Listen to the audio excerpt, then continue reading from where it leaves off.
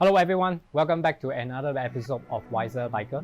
Now we have received a lot of comments and questions from viewers asking what is the best entry level road bike, first road bike to start with. And we did an extensive research online and we found that this bike here, we decided that it is the best bike, it's the best first road bike for you because it simply offers so much value inside this box. And so we decided to get it here and do a very extensive review for you, and which will be shown on another episode to highlight to you what exactly we mean. But today the focus is I want to show you how to set up these bikes, because I think this is a very important life skill for a cyclist, especially for someone who are serious and keen about picking up cycling as a hobby. It is good for you to know how to assemble the bike as well as how to tune some parts for yourself, because you eventually will have to know how to do it, because you know your cycling best, and if you need any tuning or adjustment, these skills are very handy. Right, so here you see I bought this, and now first impression is about this packaging. Is so sturdy, it's so I think the box is very robust and very sturdy. The material of the cardboard is very thick. And you see I'm 60 over kg, I'm sitting on it, it doesn't bend even a single bit. Okay, so this is a very good indication to you that the bike that you bought, you just purchased online, is of good quality. Because if the manufacturer is able to spend the amount of money and effort to give you a good packaging, then it's high chance that they may not cut corners with the products itself, right? So today I will unbox it. And I will do the setup very slowly, just to make sure that you can learn every details about setting it up. And I'll highlight to you what are the important things to take note of. Also, I will try to use the tools that are very simple and available, easily available for you at home, or even you can get them from neighborhood hardware shops, or if they have any tools that comes with the bike itself, I will actually try to use them as far as I can. If I can't, then I will let you know, and I'll highlight to you why in the process. Right, so without further ado, let's do the unboxing.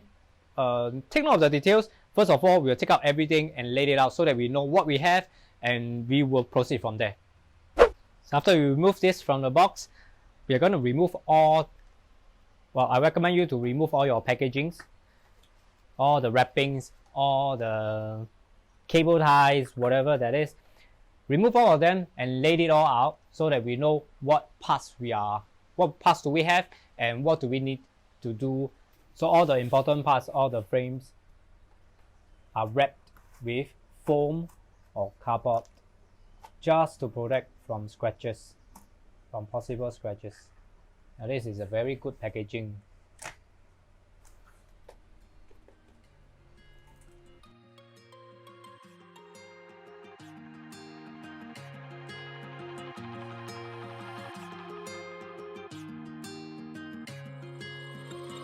Right, so as you can see, the bike is already partially set up, assembled.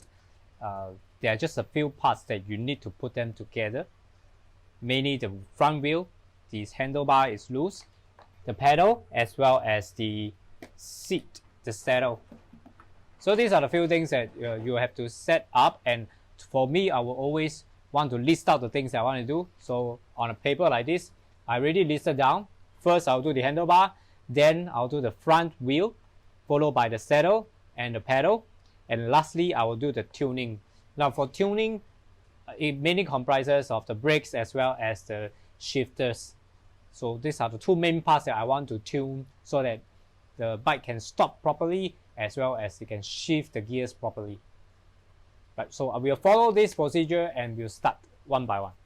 The bike also comes with various tools for us to use for the assembly, such as these spanners. There are various sizes from size 8 to size 15. So I can use this for the screws, the different nuts, to tighten different nuts.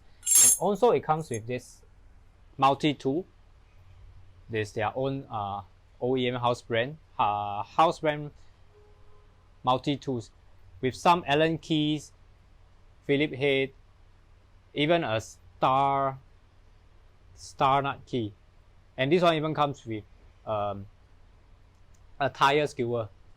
So, well, yes, I think these are sufficient, but we'll see if they really work well or they really work with comfort. Okay, the first thing we want to do is the handlebar.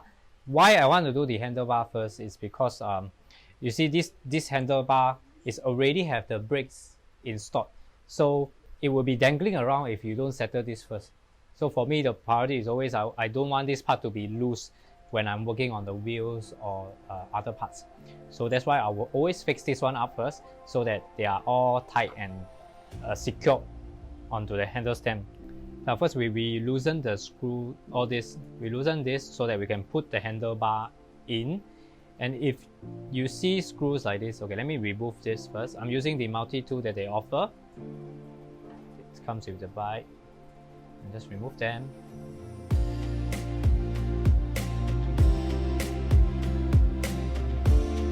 Okay, so we remove this, we put the handlebar in.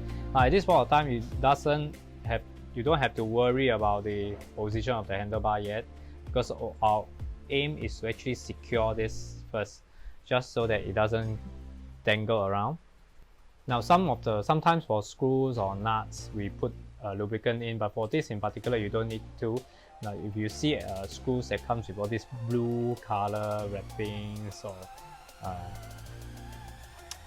some wraps around it, is an indicator to show you that these screws are supposed to be tightened and so that they don't come loose easily. So you don't have to put any lubricant in, but just to tighten them later. Now we're just securing it. For some carbon fiber material bars and all that, we will have to be very careful of the torque. That means the turning torque you cannot tighten too much for. But for this in particular, they are using aluminum handlebar, so it's actually quite okay. We just have to tighten until it's hand tight. I mean, it's tight enough that it doesn't move. But for now, I will just loosely, they can still move, okay? I will just loosely tighten them, not to tighten too much. I'll make sure later I can still have room for adjustment.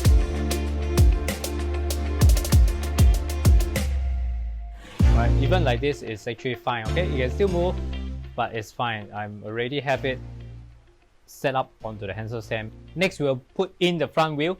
Now for front wheel, before you put it in, I want you to pay attention to something. You can take this off.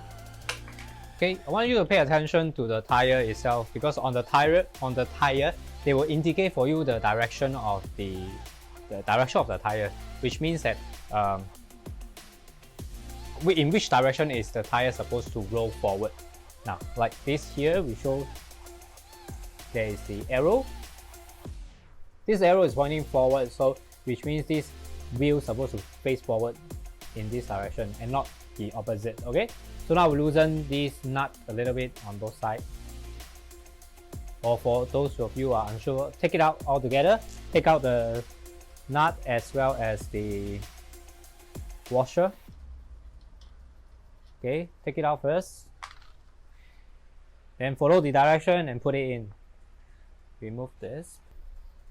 Okay, make sure they just sit properly into the front fork. Right, once it sit in properly into the front fork, there's no space here. This is what you can do. Put the washer. This is just nice for the space here. So here, similarly, put in the spacer, followed by the nuts. Some bikes come with a skewer type of a quick release, but this one just a little bit more. You can tighten it, doesn't matter. The skewer one will be simpler. When you tighten the wheels, make sure that the front wheel don't shift out of position. For example, if I tighten on the right now, I tighten on the right screw. If I'm not careful, you can see that the wheel actually shifted to the right a little bit. So it's not centralized, right? So if from top you can see the wheel is actually slanted to one side. So this is what we do not want to happen. So if this happen, loosen it a little bit, loosen back the screw. What I usually do is I use my left hand. I will just hold it. Okay, I will hold the fork and the wheel, make sure that they stay in this position. And as I tighten, I make sure it doesn't move too much, and it's still in a very centralized positions, right? If it shifts, you can actually use your hand to put it back, push it back. Make sure it just align to the middle. And what you can do is you can tighten each side a bit, side by side. A little bit on the left, then a little bit on the right, until they are evenly tightened. Now this tool is small, but I think it works. It works well. It's not too thin. It's quite thick, to be honest. And compared to other spanners that I've seen that comes free with a bike, this actually is quite thick and it's quite useful. It's quite comfortable to use. It doesn't hurt the hand too much. Okay, so we tightened both sides already, and the wheel is set up. Now the wheels are set up properly, we have to move on to the next one, which is the saddle. Okay, because I'm not using any bike stand. I mean, generally for road bike, they don't come with any side stand for you because of the weight issue, right? We want to minimize the weight of the bike, so they usually don't put any side stand. So this is how we're going to do. If you don't have a bike stand at home, you can just do as I'm doing like this. Okay, just put your leg across to keep the bike in balanced position. Put this down. Okay, use the multi-tool again. Use the multi-tool. This is the size 5, so get the correct size Allen key. Later on, then I will teach you how to actually adjust the different the height of the saddle. But for now, we'll just put it in and make sure it's straight. So we can see that on the seat post itself, there is a marking. Okay, you see all this marking on the seat post. It is actually a safety marking. That means the maximum height that it can go for this saddle stem, for this seat post. And ideally, all the marking should be inside the bike frame itself. If you go above, then it is not safe. Okay, so for setting up, maybe you can take a good reference is that your saddle can be of the same height or slightly just a little bit higher than your handlebar.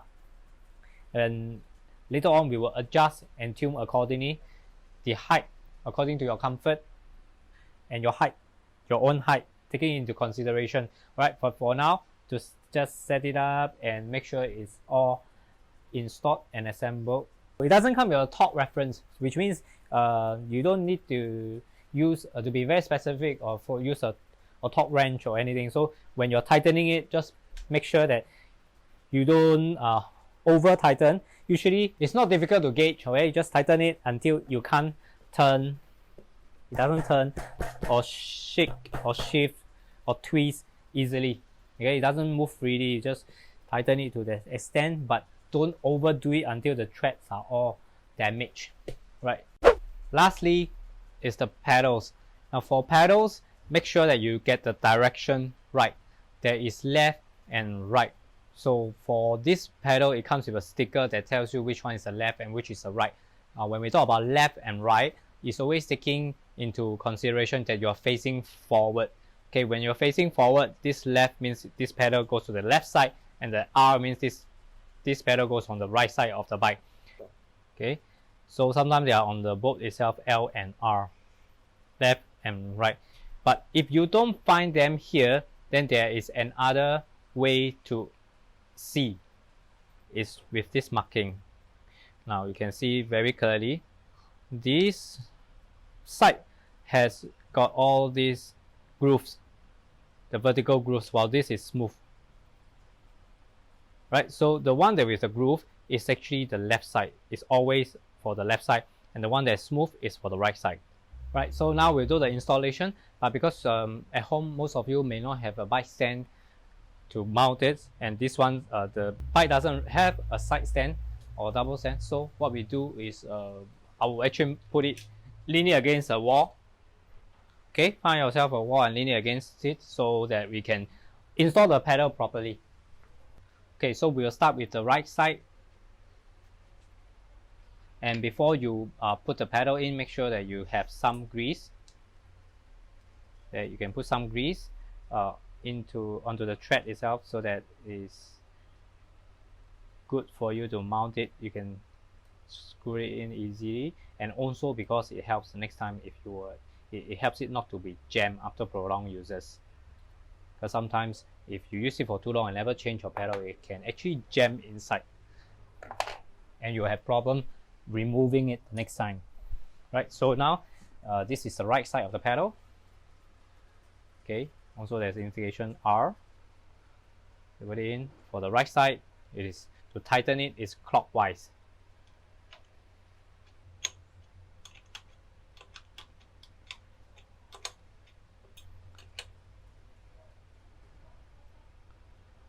Okay, put it onto this side so that you can force it down and just add some force to tighten it.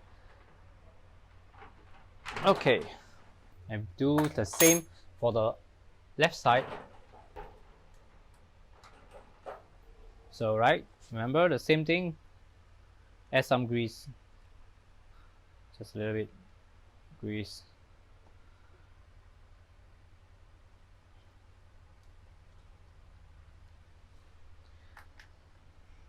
And this is the left side,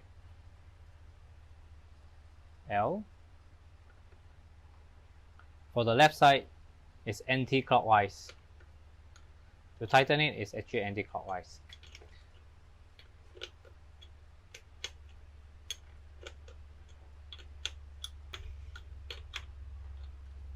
Right, and then at this point, tighten it. We're done with the pedals. We still have a couple things to go through, and if you notice that the chain is actually is not hang onto the chain wheel here, right? Maybe when they packed the bike, that time it was purposely let loose. So what you can do is, all right, pull the chain here and pull it. Just make sure it go into any of the chain ring. Okay, there are 3 of them, so make sure that you. Okay, this one have 2, so just go into any one of them and lift it up. Once the chain goes in, you make a forward turn, then it's actually the chain will be properly sit into the chain rings. Lastly, remember that when we first installed the handlebar, we just put it on loosely and it's not tightened yet. And that is not the only place. There's another part, for example here. It is the handle stem is also not tightened at this point of time, right? So that will be one of the parts that you need to tighten. Now you can see on this headset here, because this is the headset part. For the headset stem, there is actually another screw on top, right? This is the top cap. The function of this screw is actually to make sure that your fork sits properly into the bearings and there's no shaking movement for your fork. So here, if you ever experience that your fork has some movements, then you have to tighten this before you tighten the side screws. Now again, we use the tool, the multi-tool that they give. And for this part, you just have to hand tight it. Okay, now it's proper. There's no movement, so I will not move this. Once this is settled, now the next one is the alignment of the handle stem. So whether the handle stem is aligned. Now if this is not aligned, then we have to do some adjustment to it. Okay, we have to align handle stem so that it is straight, aligning forward, and just tighten it. Tighten the 2 screws on the side. This is important because it will make sure that your handlebar don't swing left and right when you ride, and this is a very important safety measures, safety issue. You must tighten this. Okay, tighten both sides.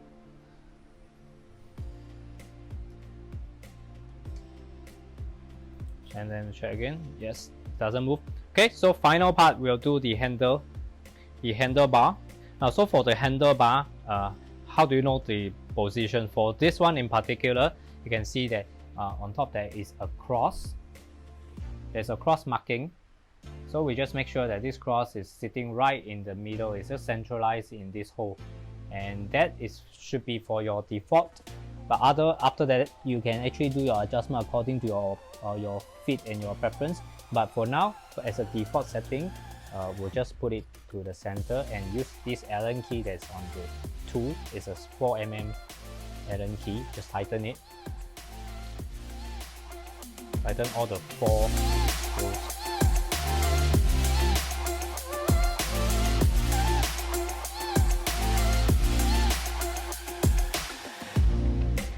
Okay, and then now it is done. Now that the bike is fully set up and installed, make sure that you have to pump the tires.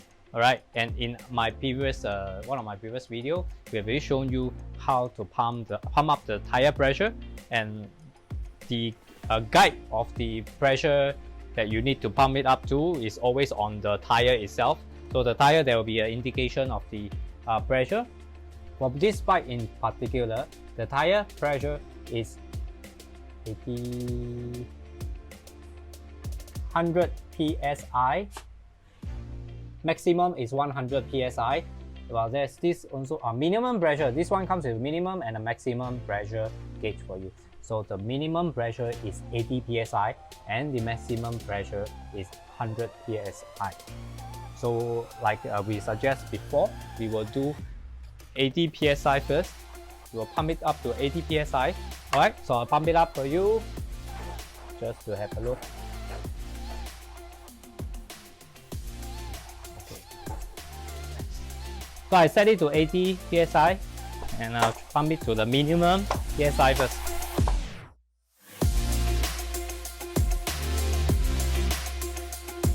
Okay, now it is 80 and it's pretty good. So I'll keep it at 80. Just alright. And do so for the rear as well. Then you're almost good to go.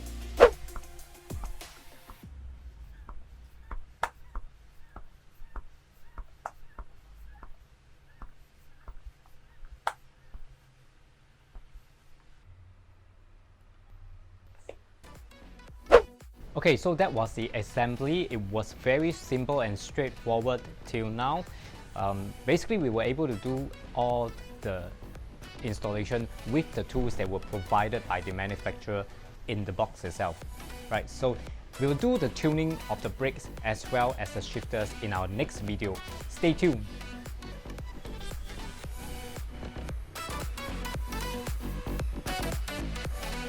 And if you have any questions, remember to put it in the comment box so that we can address to it. And if you like the video so far, remember to like and subscribe to our channel. Thank you.